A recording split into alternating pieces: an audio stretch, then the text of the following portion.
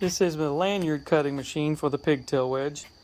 I need to cut these 13 inches, but instead of somebody sitting there and manually dragging it across a hot knife and doing one at a time, I've built this machine with an Arduino Uno,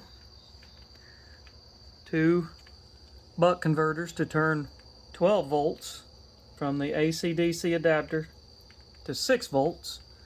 So the 6 volts can run the servo motor and the stepper motor.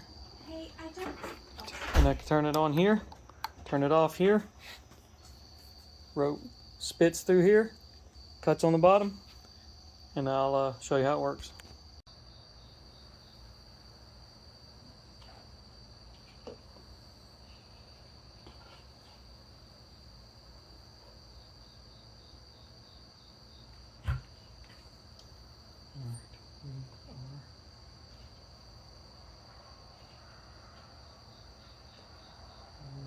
Ready.